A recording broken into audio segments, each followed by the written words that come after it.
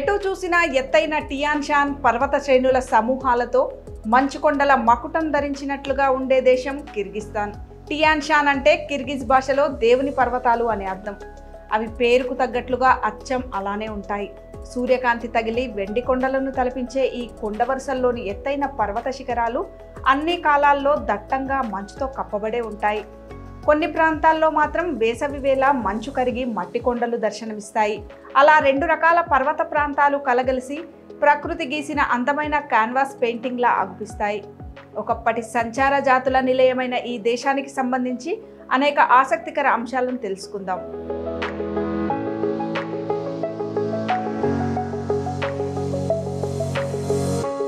2000 సంవత్సరాల క్రితం ఈ కిర్గిస్తాన్ మొత్తం సంచార జాతుల నిలయంగా ఉండేది. ఈ సంచార జాతుల మధ్యన అంతర్కలహాలు ఉండేవి. ముఖ్యంగా 40 జాతులు ఎక్కువగా ఉండేవి. వారందరి మధ్యన అంతర్కలహాలను దూరం చేసి వారందరినీ ఒక్కతాటిపైన నిలిపింది ఈ Manas.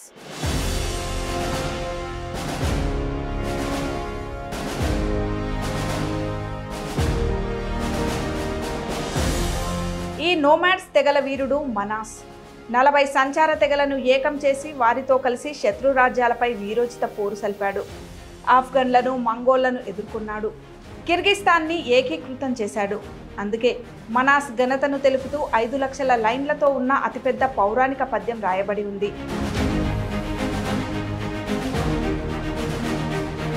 Manas Kırgızstan'ın en bir işengen batır olğanda Manas.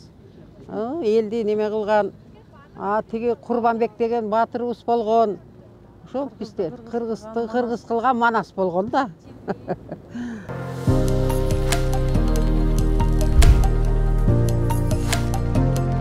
మనం చూస్తున్నది ఎర్త్ హోము. కిర్గిస్తాన్ అనేది పర్వత ప్రాంతాల నడుమ ఉంటుంది. వీరందరూ సంచార జీవనం సాగించేవారు. ఈ గిరిజన తెగలు ఒక చోటు నుంచి ఒక చోటుకు గుర్రాలను, గొర్రెలను, పశువులను తీసుకొని సంచారం చేస్తుండేవారు. వారు ఇటువంటి ఎర్త్ హోమ్లను, అంటే ఈ సర్కిల్ మాదిరిగా ఉంటుంది, ఇటువంటి హోమ్లలో ఉండేవారు. ఈ ఎర్త్ హోమ్లకు చూస్తే చుట్టూ 40 కర్రలు ఉంటాయి. మధ్యలో ఒక సింబల్ ఉంటుంది. ఈ సంచార జాతులకు సంబంధించిన ఈ కిర్గిస్తాన్లో ఈ ఎర్త్ హోమ్లకు ఎక్కువ ప్రాధాన్యత ఉండేది. ఈ మధ్యలో మనం చూస్తున్న సింబలే వీరి జాతీయ పతాకంలో కూడా మనకు కనిపిస్తుంటుంది.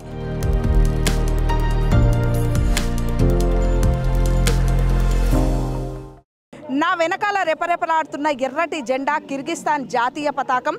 ఆ జెండాలో ఉన్న సింబల్ రైజింగ్ సన్. ఆ రైజింగ్ సన్ చుట్టూ 40 కిరణాలు ఉంటాయి. 40 సంచార జాతులు ఏకమవడాన్ని సూచిస్తుంది. మధ్యలో ఉన్న సింబల్ అనేది ఎర్త్ హోమ్స్, అంటే సంచార జాతులు ఒక సర్కిల్ ఆకారంలో ఉన్న ఎర్త్ హోమ్స్లలో ఉండేవారు. ఆ ఎర్త్ హోమ్స్ పైభాగంలో ఆ సింబల్ ఉంటుంది. ఆ సింబల్ వీళ్ళ జాతీయ జెండాలో పెట్టుకున్నారు. అందుకే దీన్ని నోమాడ్స్ ల్యాండ్ అని పిలుస్తారు.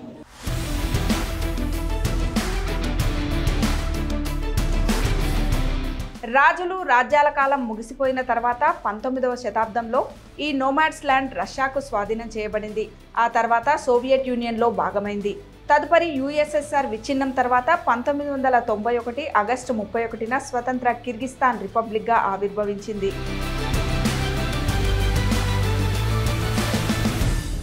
అతి తక్కువ జనాభా గల దేశాల్లో సెంట్రల్ ఏషియాలో ఉన్న కిర్గిస్తాన్ కూడా ఒకటని చెప్పొచ్చు. ఈ దేశ జనాభా మొత్తం 69 లక్షలు మాత్రమే. అంటే మన హైదరాబాద్ జనాభాతో పోలిస్తే సగానికంటే కొంచెం ఎక్కువ అన్నమాట. అందుకే పట్టణ ప్రాంతాల్లో చూస్తే కాస్త జనసందోహం కనిపిస్తుంది, కానీ గ్రామీణ ప్రాంతాల్లో తక్కువ జనసాంద్రత ఉంటుంది.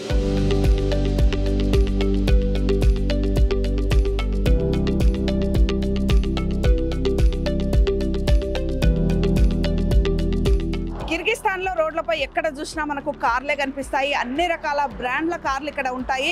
కార్ల షోరూమ్లు మాత్రం ఉండవు, అన్నీ కూడా సెకండ్ హ్యాండ్ కార్లే. సెకండ్ హ్యాండ్ కార్ల మార్కెట్ ఇక్కడ పెద్ద ఎత్తున ఉంటుంది. ప్రతి ఆదివారం రోజు సెకండ్ హ్యాండ్ కార్ల మార్కెట్ అనేది జరుగుతుంది. అందుకే ఇక్కడ మనకు left side steering, right side steering, 2 సైడ్ల స్టీరింగ్ ఉన్న కార్లు మనకు ఇక్కడ కనిపిస్తుంటాయి. 3 వీలర్స్ అయితే ఈ దేశంలో మనకు ఎక్కడ చూసినా కనిపించవు. 2 వీలర్స్ విషయానికి వస్తే మంచు కురిసే సమయాల్లో 2 వీలర్స్ కనిపించవు. మంచు కురియని ఎండాకాలం సమయాల్లో మాత్రమే మనకు రోడ్లపైన 2 వీలర్స్ కనిపిస్తుంటాయి.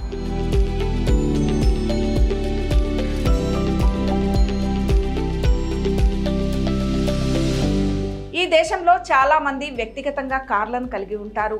సెకండ్ హ్యాండ్ కార్లు కాబట్టి కార్ల ధర కూడా తక్కువగా ఉంటుంది. అందుకే ఎక్కడ చూసినా అన్ని రకాల బ్రాండెడ్ కార్లు కనిపిస్తాయి. పెద్ద నగరాల్లో పబ్లిక్ రవాణా వ్యవస్థ కూడా సమర్థవంతంగా నడుస్తుంది. విద్యుత్ సమృద్ధిగా ఉంటుంది కాబట్టి ఎక్కువగా విద్యుత్తో నడిచే ఎలక్ట్రిక్ బస్సులు కనిపిస్తాయి. వాటి తర్వాత స్థానంలో మినీ బస్సులు ఉంటాయి.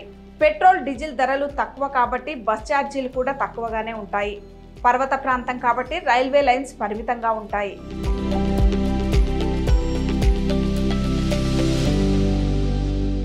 కిర్గిస్తాన్ కరెన్సీని సోమ్స్ అంటారు. ఈ సోమ్స్ మీద వీరి జాతి కోసం పాటుపడిన వారి బొమ్మలన్నీ కూడా ఉంటాయి. ఈ సోమ్స్ మారకం విలువ డాలర్తో పోల్చి చూస్తే ఒక డాలర్ = 89.25 పైసలుగా ప్రస్తుతం మారక విలువ ఉంది. ఇక మన ఇండియన్ రూపీస్తో పోల్చి చూస్తే 4-5 రూపాయలు అటు ఇటుగా వాల్యూ ఉంటుంది. అంటే మనదే ఎక్కువగా ఉంటుంది ఇండియన్ రూపీసే. ఎవరైనా మన పర్యాటకులు ఇక్కడికి వచ్చినప్పుడు మన కరెన్సీని డాలర్లోకి కన్వర్ట్ చేసుకొని డాలర్లని మళ్ళీ సోమ్స్లోకి కన్వర్ట్ చేసుకొని ఇక్కడ వాడుతుంటారు.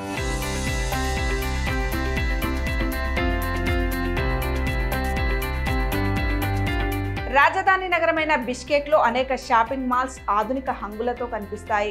వీటిలో ఏషియా మాల్, ఓష్ బజార్, దోర్దాయ్ బజార్లు ప్రధానంగా ఉంటాయి. ఓష్ బజార్ అచ్చంగా మన బేగం బజార్, సుల్తాన్ బజార్లను పోలి ఉంటుంది. హ్యాండ్ బ్యాగ్ల నుండి నిత్యావసర వస్తువులు, బంగారం, వెండి నగల వరకు ప్రతిదీ ఓష్ బజార్లో దొరుకుతుంది. అందుకే బిష్కెక్లో ఓష్ బజార్ది ఓ ప్రత్యేక స్థానం అని చెప్పొచ్చు.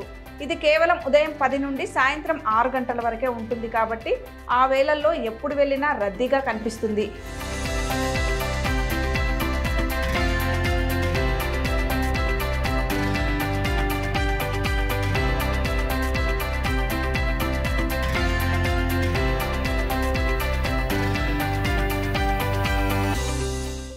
ప్రతి ఏటా మార్చి 21వ తేదీన కిర్గిస్తాన్ ప్రజలు నూరోజ్ ఫెస్టివల్ జరుపుకుంటారు.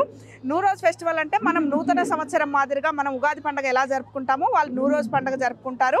ఈ పండుగకు సంబంధించి సిటీ సెంటర్ వద్ద ఆ రోజు అంబరాన్ అంటే సంబరాలు జరుగుతాయి. దానికి సంబంధించిన రిహార్సల్స్ ఇప్పుడు మనం చూస్తున్నవి.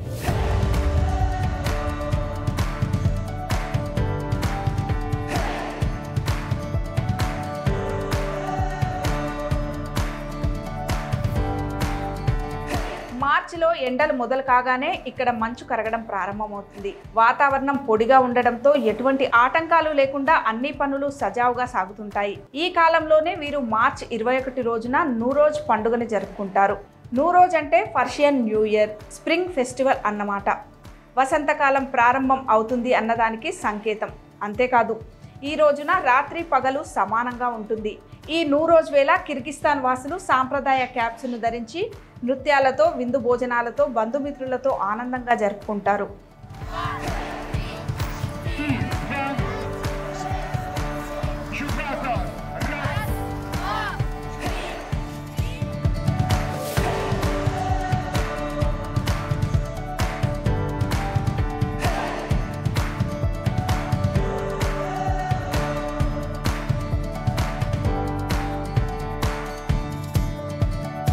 My name is Kubanchbek. I am from Kyrgyzstan.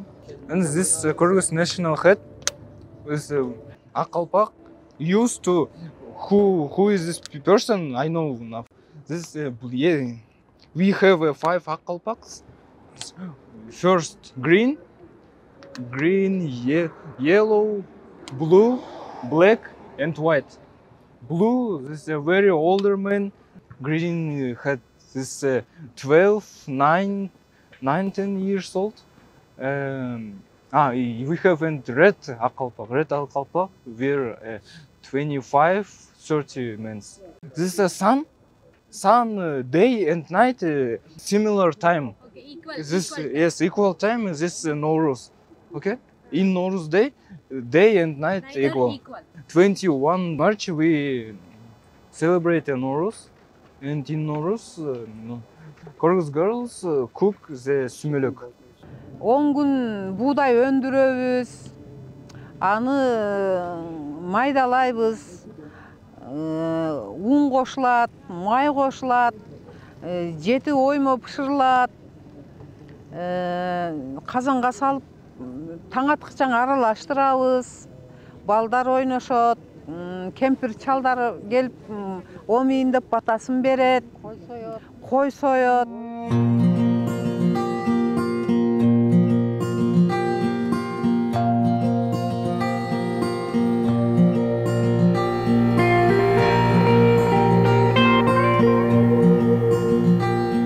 కిర్గిస్తాన్లో మార్చి ఆఖరి వారంలో స్ప్రింగ్ సీజన్ ప్రారంభం కాబోతుంది. ఇప్పుడు మన వెనక మోడువారి కనిపిస్తున్న చెట్లన్నీ నిన్న మొన్నటి దాకా మంచుతో కప్పబడి ఉన్నాయి. ఇప్పుడు స్ప్రింగ్ సీజన్ స్టార్ట్ కావడంతో ఇవి మారాకులతో మరికొద్ది రోజుల్లోనే కలకల్లాడబోతున్నాయి.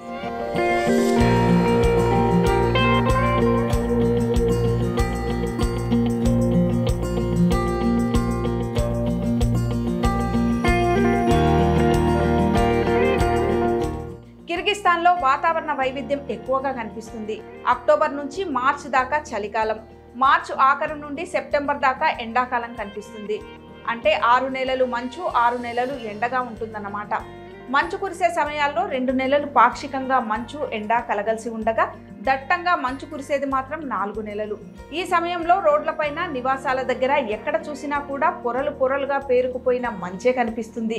హిమపాతాలకు తోడు చల్లటి గాలులు కూడా వీస్తుంటాయి.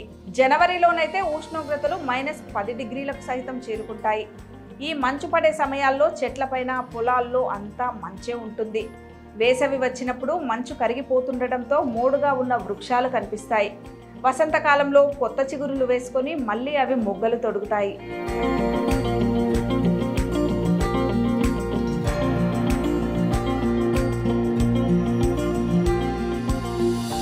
కిర్గిస్తాన్లో పర్యాటకం అనేది మేజర్ రోల్ ప్లే చేస్తుందని చెప్పొచ్చు. ఇక్కడ మంచు కొండల నడుమ స్కూయింగ్, ఐస్ స్కేటింగ్ చేస్తుంటారు.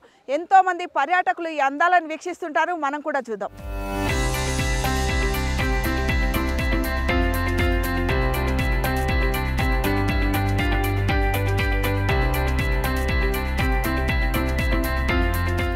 చుంకుర్చుక్, అలార్చా నేషనల్ పార్క్, ఇసికుల్ లేక్లతో సహా కిర్గిస్తాన్లో ఎన్నో పర్యాటక ప్రదేశాలున్నాయి. టియాన్ షాన్ పర్వత శ్రేణుల్లో ఉండే అలార్చా నేషనల్ పార్క్ బిష్కెక్ నుండి 40 కిలోమీటర్ల దూరంలో ఉంటుంది. జింకలు, దుప్పులు, అడవి మేకలు, కొండ గొర్రెలకు, అనేక రకాల పక్షి జాతులకు వారి జాతీయ జంతువైన స్నో లియోపార్డ్కి నిలయం ఈ అలార్చా నేషనల్ పార్క్. దట్టంగా పరుచుకున్న మంచు కొండల్లో పచ్చలు పొదిగినట్లుగా కనిపించే పైన్ వృక్షాలతో అత్యంత అద్భుతంగా ఉంటుంది అలార్చా నేషనల్ పార్క్.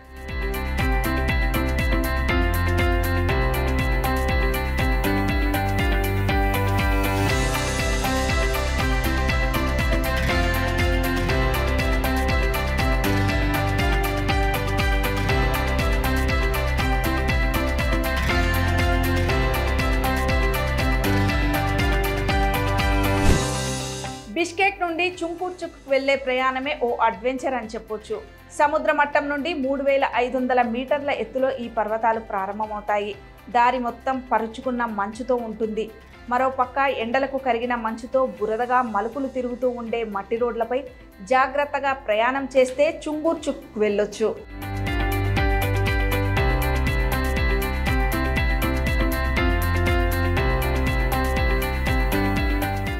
ఐస్ స్కేటింగ్, స్కూయింగ్తో పాటు చుంకుర్చుక్లో ఎత్తైన పర్వత శ్రేణుల పైభాగానికి రోప్ వే ద్వారా వెళ్తుంటారు. ఆ పర్వతాల పైభాగం నుండి కనిపించే చుట్టూ ఉన్న పరిసరాలు మనను మంత్రముగ్ధులను చేస్తాయి. ఓ పక్క మంచు కొండలు, మరో దిక్కు మట్టి కొండలు, వాటి మధ్యలో మెలికలు తిరుగుతూ కనిపించే మట్టి రోడ్లు. ఆ కొండల అందాలు వర్ణించడానికి మాటలు చాలవంటే అతిశయోక్తి కాదు. అందుకే ప్రతి ఏటా ఇక్కడికి వచ్చే విదేశీ టూరిస్టుల సంఖ్య కూడా పెరుగుతుంది.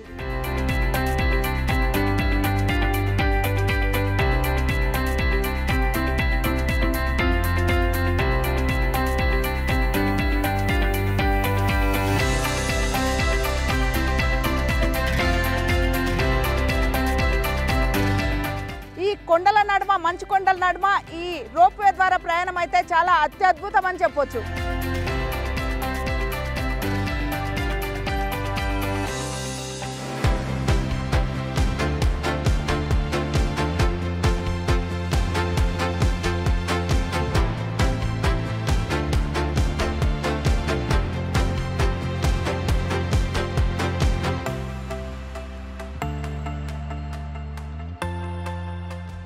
ఐస్ స్కేటింగ్, స్కూయింగ్ రాని వాళ్ళు మంచులో జారుతూ ఆడుకుంటారు.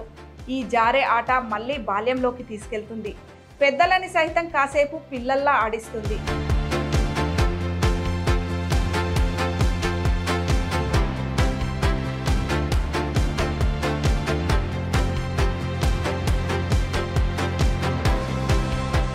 మంచు కొండల మధ్యన ఇలా జారుతూ వెళ్ళడాన్ని సాంకా అంటారు. ఈ ట్రిప్ అయితే భలే ఎంజాయ్గా ఉంటుంది.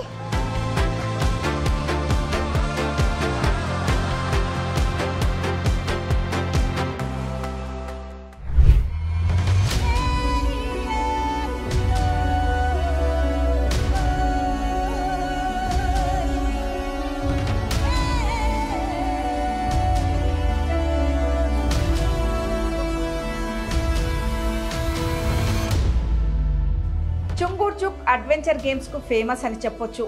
ఎంతోమంది పర్యాటకులు బంగీ జంప్ చేయడానికి ఇక్కడికి వస్తుంటారు.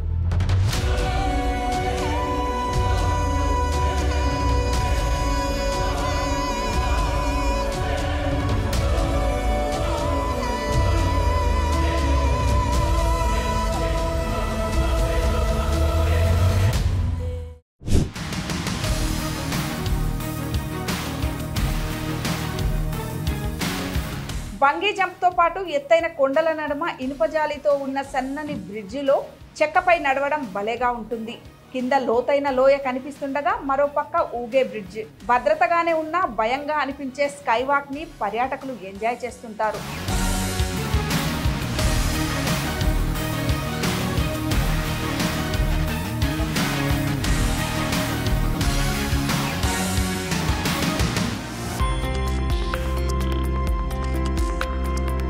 అందమైన దృశ్యకావ్యంలా అనిపించే మంచుకొండల అందాలు చెప్పడానికి మాటలు చాలవు.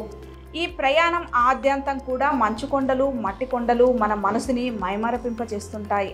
We are happy to see you, see another person who's coming to our country to see our beautiful mountains, to see our beautiful lake like Issyk-Kul, and we will wait for every person.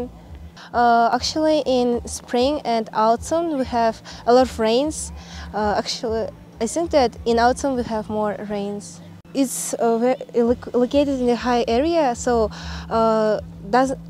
here's so just small areas where grow flowers. Alarcha, so beautiful mountains.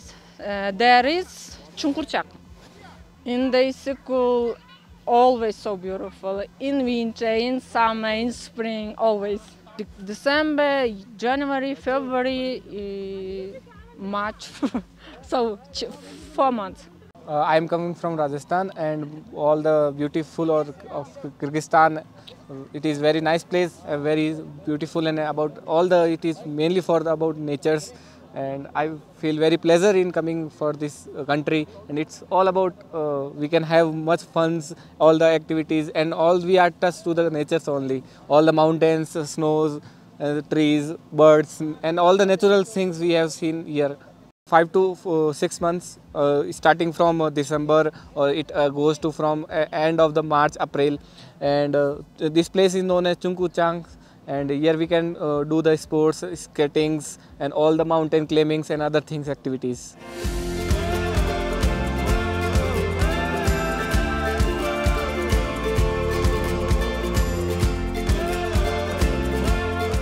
కిర్గిస్తాన్లోనే అతిపెద్ద lake అయిన ఇసిక్-కుల్ lake వద్ద ఉన్నాము. జీవ వైవిధ్యానికి నెలవు Ramsar site అయిన ఈ lake విశేషాలను తెలుసుకుందాం.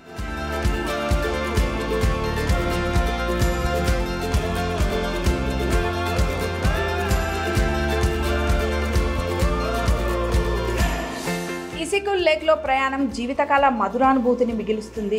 క్రమంగా సరస్సు లోపలికి వెళ్లే కొద్దీ సరికొత్త లోకంలోకి వెళ్తున్నామా అనిపిస్తుంది. చుట్టూ మంచుకొండల వరుసలు ధవలవర్ణ శోభితంగా మెరుస్తుండగా నీలి సంద్రం లాంటి వెచ్చని సరస్సులో సాగే వేళ మాటలకందని ఎన్నో భావాలు మన మనసుని పలకరిస్తుంటాయి. కొండల నుండి వచ్చే చల్లగాలి వణికిస్తుంటుంది, మరోపక్క ఎండ. ఈ రెండు అనుభూతులు ఈ ప్రయాణంలో మనకు ఒక్కసారిగా కలుగుతాయి.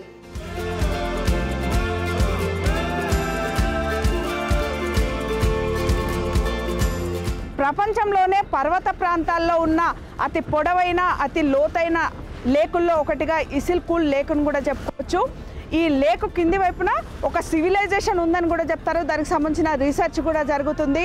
ఇక ఈ లేక్ చూసుకున్నట్లయితే విభిన్న రకాల చేప జాతులకు, ఈ చుట్టుపక్కల రామ్సార్ సైట్స్ అనేవి విభిన్న రకాల పక్షి జాతులకు నిలయం అని కూడా చెప్పొచ్చు.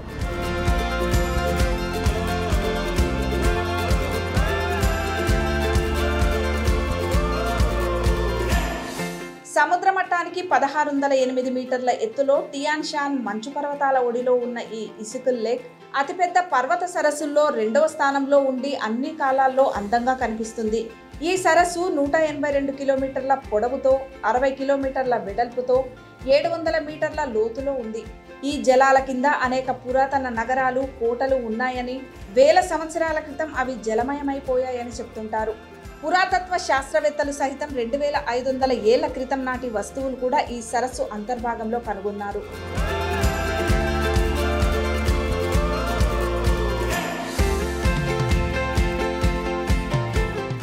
ఇసిక్ కూల్ అంటే కిర్గిజ్ భాషలో వెచ్చని సరస్సు అనే అర్థము. ఈ చుట్టుపక్కల కొండ ప్రాంతాల్లో ఎంత మంచు కురిసినా కూడా ఈ లేక్ అనేది ఎప్పుడు గడ్డగట్టదు, ఎందుకంటే దీంట్లో లవణీయత అనేది ఎక్కువగా ఉంటుంది. కాబట్టి దీన్ని వెచ్చని సరస్సు అని ఇక్కడ స్థానికులంతా పిలుచుకుంటారు.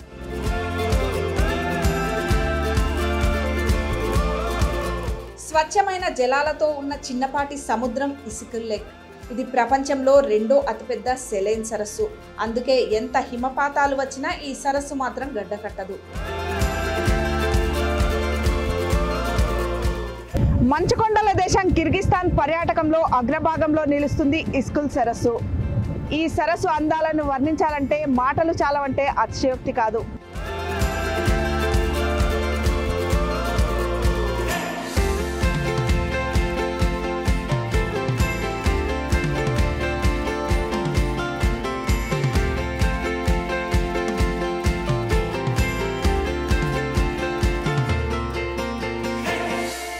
ఇసికుల్ సరస్సుకి ఆనుకొని ఉన్న నగరం చోల్పోన్ ఆట. ఈ నగరంలో ఇసికుల్ బీచ్ చాలా అందంగా ఉంటుంది. అచ్చం సముద్రం బీచ్ని తలపిస్తుంది. ముఖ్యంగా సాయం సంధ్య వేళ ఓ పక్క సరస్సు, మరో పక్క కడలి తీరాన్ని పోలిన బీచ్, ఇంకో పక్క పర్వత వరుసల సమూహం అన్నీ కలగలిసి వందలాది క్యాన్వాస్ పెయింటింగ్లు మన కళ్ళ ముందర కదులుతూ పోతున్నాయా అన్నట్లుగా తోస్తుంది.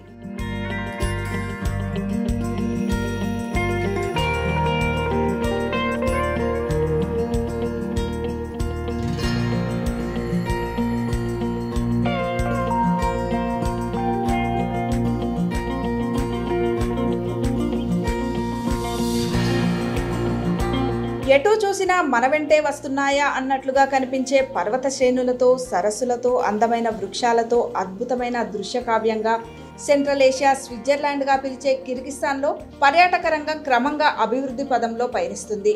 ఇక్కడి ప్రభుత్వం కూడా విదేశీ పర్యాటకులను ఆకర్షించేందుకు వీసా నిబంధనలను సులభతరం చేసింది. మరి కిర్గిస్తాన్ని ఏ కాలంలో చూడాలి అంటే శీతాకాలంలో హిమపాతాలు, వేసవిలో వేడి ఉష్ణోగ్రతలు ఉంటాయి. కాబట్టి కిర్గిస్తాన్ని చూడడానికి అనువైన కాలం జూలై నుండి సెప్టెంబర్ మధ్యలో.